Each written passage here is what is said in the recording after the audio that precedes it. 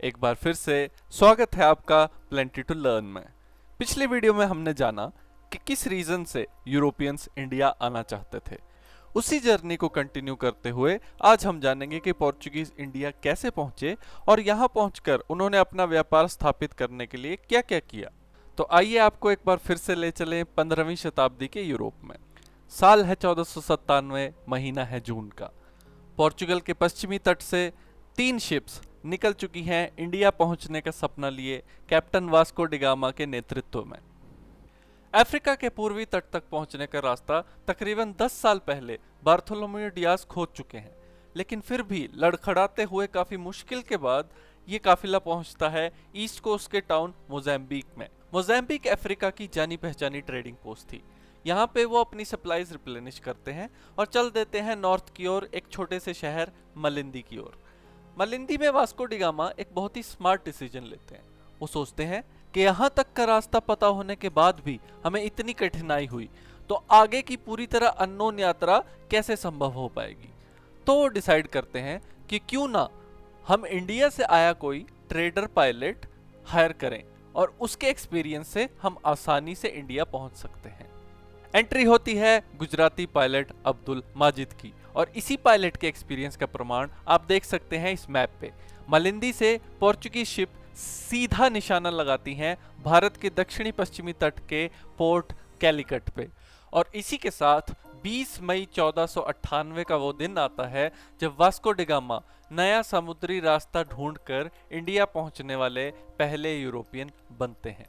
कैलिकट आज केरला के southern part में कोरिकोडे के नाम से जाना जाता है। उस समय कैलिकट हिंदू राजा समूतरी के अंडर था। यूरोपियंस इंडियन नाम अपनी भाषा के अनुसार चेंज करने में माहिर थे, इसलिए समूतरी का नाम उनके व्याख्यानों में बन जाता है ज़ैमोरिन। ज़ैमोरिन ने बाकी व्यापारियों की तरह पोर्चुगीज का भी स्वागत किया और वास्को डिगामा ने अगले 3 महीने तक वहां से भर भर के अपनी शिप्स में जेम्स, ज्वेलरी और स्पाइसेस भरे। उसके बाद वो लौट चलते हैं यूरोप में प्रॉफिट कमाने। भारी लालच के चलते वो अपना सामान दुगुने तिगुने दामों पे बेचते हैं, लेकिन वो नोटिस करते हैं कि फिर भी उनका सामान बहुत तेजी से बिक रहा है। इसकी इन्वेस्टिगेशन करते हुए उन्हें पता चलता है कि उनका सामान अभी भी अरब व्यापारियों के थ्रू लिए गए सामान से 10 गुना सस्ता पड़ रहा है। और यहाँ से शुरुआत होती है एक लालची विचारधारा की, जिसने अगले कुछ सालों में भारत की काया पलट के रख दी। ध्यान रहे कि भारत सदियों से वर्ल्ड का एक इंपॉर्टेंट ट्रेडिंग सेंटर था और वहां पर चाइना, जावा, अफ्रीका, अरब जैसे कई राज्यों के लाखों व्यापारी व्यापार करने आते थे। वो भी यहाँ प्रॉफिट कमाने के उद्देश्य से ही आते थे, पर उनका तरीका बहुत ही शांति प्रिय था और वो इंडिया के सभी रूल्स को फॉलो करते हुए ट्रेड करते थे।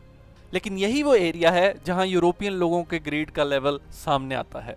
वो इंडिया के व्यापार पर अपना इकलौता हक जमाना चाहते थे, खासकर अरब लोगों को वहां से खदेड़कर मिलजुल कर काम करने में उनका कोई इंटरेस्ट नहीं था। चलते हैं कहानी के अगले पड़ाव पर सन 1500 ईस्वी में। पेड्रो अल्वारेज कैब्राल, एक और पोर्चुगीज, प्रॉफिट्स की खोज में इंडिया पहुंचते हैं। सितंबर के महीने में वो राजा से नेगोशिएट करके कैलिकट में पहली यूरोपियन फैक्ट्री स्थापित करने में सक्षम हो जाते हैं।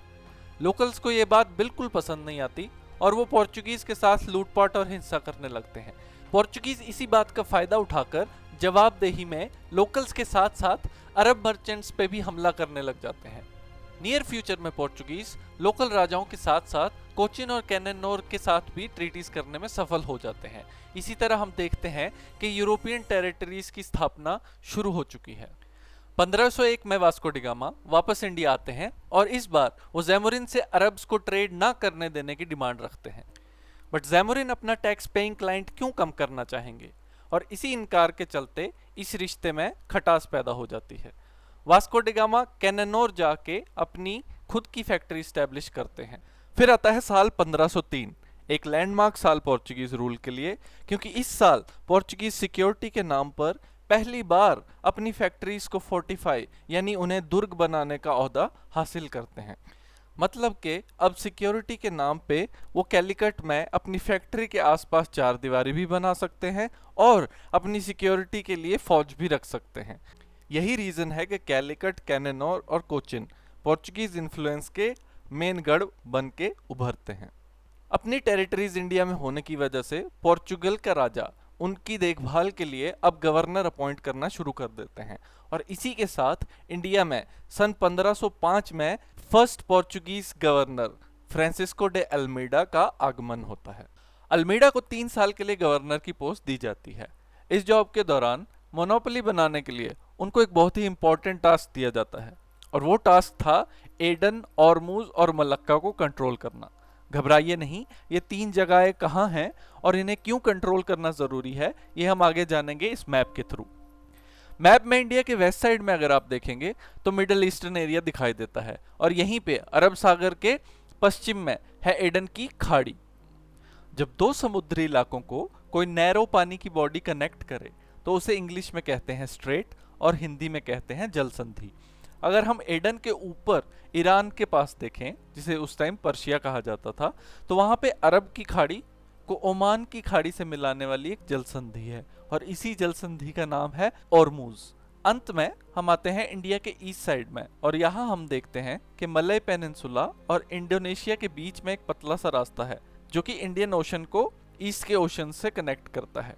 तो इसी पतले से रास्ते की जल संधि को हम जानते हैं मलक्का के नाम से।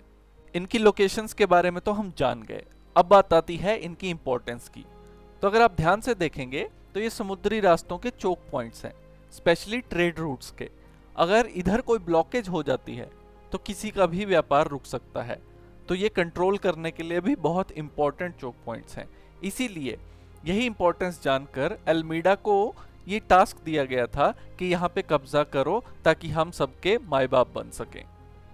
अब ऑब्वियस सी बात है कि कोई भी ट्रेडर नेशन इस बात को चुपचाप तो होने नहीं देगा। 1507 में इजिप्ट के ममलूक सुल्तान, उन्होंने गुजरात की नेवी के साथ मिलकर पोर्चुगीज पे हमला कर दिया, और इसी हमले के बीच में एक घातक प्रहार हुआ अल्मीडा के बेटे पर। ठीक 1 साल बाद 1508 में अपने बेटे का बदला लेने के लिए अल्मीडा ने दोनों आर्मीज पे हमला किया और उन्हें बुरी तरह क्रश कर दिया। अल्मीडा ने समुद्री कंट्रोल बनाने के लिए एक लाइसेंसिंग सिस्टम की शुरुआत की, जिसमें उनके समुद्री इलाके में आने के लिए या व्यापार करने के लिए पोर्चुगीज से एक लाइसेंस हासिल करना जरूरी था। इसी सिस्टम को कार्टेज सिस्टम कहा जाता है। और ये जो अल्मीडा की समुद्र को लाइसेंस से कंट्रोल करने वाली पॉलिसी थी और समुद्र में कंट्रोल बनाए रखने वाली एक पॉलिसी थी, उसे ब्लू वाटर पॉलिसी के नाम से जाना जाने लगा। ये तो था अल्मीडा का कंट्रीब्यूशन, लेकिन अब 3 साल पूरे हो चुके हैं और सन 1508 में इनका कार्यकाल समाप्त हो चुका है। तो अब नया गवर्नर अपॉइंट किया जाता है जिनका नाम है अल्फांसो डे अल्बुकर्की। माना जाता है कि पूर्व में पोर्चुगीज एम्पायर के असली संस्थापक यही थे। आइए जाने कि ये बात सच है या नहीं, और अगर ये सच है तो ऐसा क्यों कहा जाता है। पहली बात तो ये कि अल्मीडा ने जो सिस्टम बनाया था वो इस्टेब्लिश करने से पहले ही वो चल दिए। तो जो ओशन में ट्रैवल करने के लिए लाइसेंस और परमिट सिस्टम था वो अल्बुकर्की ने सबसे पहले इंप्लीमेंट किया। उससे भी जरूरी काम जो कि था ऐसे बेस तैयार करना जिनसे पूरे इंडियन ओशन की निगरानी रखी जा सके, वो भी इन्होंने ही किया। न सिर्फ इन्होंने रेड सी, हॉर्मुज और मलक्का के पास बेस बनाए, बल्कि इन्होंने इंडिया के वेस्टर्न कोस्ट में, जो गोवा से केरला तक मालाबार कोस्ट है, वहां पर भी कई पोस्ट्स बनाई। आज अगर हम कहीं घूमने जाने की बात करते हैं तो गोवा का नाम अवश्य हमारे मुंह पे आता है। वही गोवा अल्बुकर्की ने ही 1510 ईस्वी में बीजापुर के सुल्तान से बड़ी आसानी से हासिल कर लिया था, और ये अलेक्जेंडर द ग्रेट के टाइम के बाद पहली बार था कि कोई इंडियन टेरिटरी यूरोपियन रूल के अंडर आई थी। अल्बुकर्की के रूल की एक खासियत ये थी कि इन्होंने अपने भाई बंधु पोर्चुगीज ट्रेडर को यहीं बसने की एडवाइस दे दी थी कि यहाँ की औरतों को बीवी बनाओ और अब पोर्चुगल को छोड़ के इसे ही अपना घर समझो। इसी ऑर्डर पे चलते हुए पोर्चुगीज गोवा और इसके आसपास के एरिया में कस्बों के मालिक बन के वहाँ पे रूल करने लग गए थे। वो वहाँ के मुखिया बनकर रोड, सिंचाई, आर्ट्स, क्राफ्ट, खेती, इन सब का ख्याल रखते थे। और तो और इनके प्रशासन में सती प्रथा पे भी बैन लग चुका था। यही वो टाइम था जब पोर्चुगीज ने कैश्यू नट, टोबैको और कोकोनट की बेटर प्लांटेशन वैरायटी यहाँ पे इंट्रोड्यूस की। इससे पहले ये सब इंडियन एग्रीकल्चर का पार्ट नहीं था। तो इन सभी रीजंस की वजह से हम देख सकते हैं कि पोर्चुगीज एम्पायर भारत में स्थापित हो चुका है। पोर्चुगीज को इससे पहले फॉरेनर्स समझकर हर जगह से खदेड़ा जाता था, परंतु अब वो यहाँ के निवासी और शासक बन चुके थे, और ये संभव हुआ एल्बुकर्की की पॉलिसीज के कारण। यही कारण है कि उन्हें ईस्ट में पोर्चुगीज राज्य का संस्थापक माना जाता है। थोड़ा सा टाइम स्किप करके अब हम चलेंगे सीधा नवंबर 1529 में, जब एक नया चेहरा गवर्नर के रूप में इंडिया में प्रवेश करता है, और इस शख्स का नाम था नीनो डा कून्या। आने के कुछ समय बाद ही 1530 में पोर्चुगीज की इंडियन राजधानी को इन्होंने कोचीन से गोवा शिफ्ट कर दिया। इनके रूल के दौरान नॉर्थ में मुगल राजा हुमायूं का शासन चल रहा था। हुमायूं से लड़ाई के चलते गुजरात के बहादुर शाह ने 1534 में इनकी मदद मांगी और बदले में इन्हें बसीन के आइलैंड, जो मुंबई के पास हैं, देने का वादा किया। 1534 की बसीन की ट्रीटी के 2 साल बाद 1536 में हुमायूं ने लड़ाई बंद कर दी। लड़ाई खत्म होते ही बहादुर शाह का रवैया पोर्चुगीज के अगेंस्ट बदल गया। अब वो कोई भाईचारा नहीं चाहता था। पोर्चुगीज ने ये सिचुएशन संभालने के लिए बहुत सी नेगोशिएशंस ट्राई की, लेकिन कुछ भी सफल नहीं हो पा रहा था।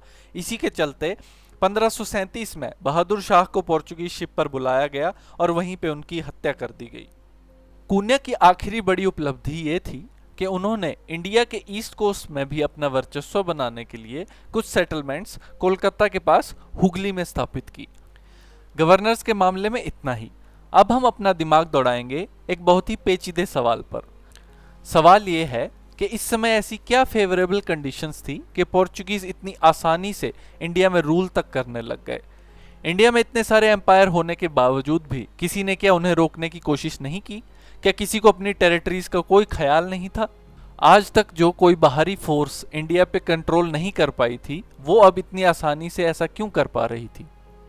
इस पेचीदे सवाल का जवाब बहुत ही आसान हो जाता है जब हम खुद को उस समय के भारत दर्शन करने ले चलते हैं। इस एरा में गुजरात को छोड़कर उत्तर के सभी किंगडम्स टुकड़ों टुकड़ों में बिखरे पड़े हैं। गुजरात में महमूद बेगढ़ा के शासनकाल में कोई भी उनका बाल तक बांका नहीं कर सकता, लेकिन बाद में बहादुर शाह की कहानी हम जान ही चुके हैं। अगर हम दक्षिणी क्षेत्र की बात करें तो वहां पर बहमनी किंगडम का डंका था, लेकिन ये समय आते आते उसका बिखरना भी शुरू हो चुका था। कोई यूनाइटेड एम्पायर पोर्चुगीज के अगेंस्ट ना खड़ा होने के अलावा उनकी सबसे बड़ी एडवांटेज ये थी कि उनके पास एक सर्वगुण संपन्न नेवी थी। वहीं दूसरी ओर भारतीय शासकों के पास ना तो कहलाने लायक कोई नौसेना थी, ना ही उन्हें दूर दूर तक समुद्री सेना बनाने का कोई ख्याल दिमाग में आया था। जो अरब उन्हें टक्कर दे सकते थे, दुर्भाग्यपूर्ण ज्योग्राफिकली वो भी एक डिसएडवांटेज पे थे। मिडल ईस्ट की भूमि मोस्टली रेगिस्तानी इलाका होने के कारण उनके पास शिप्स बनाने के लिए भरपूर लकड़ी या टिम्बर रिसोर्सेज बिल्कुल नहीं थे, और ना ही वो एकजुटता और गोले बारूद के मामले में पोर्चुगीज नेवी का मुकाबला कर सकते थे। इवन चाइना, हमारा पड़ोसी, जो कि एक बहुत बड़ा राज्य था, वो भी हमारे एरिया से मुंह मोड़ चुका था। चाइना के एम्परर ने अपने वेस्ट में हस्तक्षेप करने के खिलाफ एक आदेश जारी किया हुआ था। इतनी अनुकूल स्थिति होने के बाद और इतने तारे एक साथ सीध में आने के बाद तो ऐसा लगता है कि मैं खुद कहीं ना कहीं भारत में शासन कर ही लेता। तो ये तो पोर्चुगीज थे। इस वीडियो में हम यहीं विराम लेते हैं। अंत तक बने रहने के लिए धन्यवाद। लाइक, सब्सक्राइब और शेयर करना ना भूलें। अगली वीडियो में हम जानेंगे कि पोर्चुगीज ने अपना राज्य कहां तक फैलाया, उनके रूल्स और एडमिनिस्ट्रेशन का तरीका क्या था, भारतीयों के प्रति उनका रवैया कैसा था, और उनका पतन कब, कैसे और क्यों हुआ।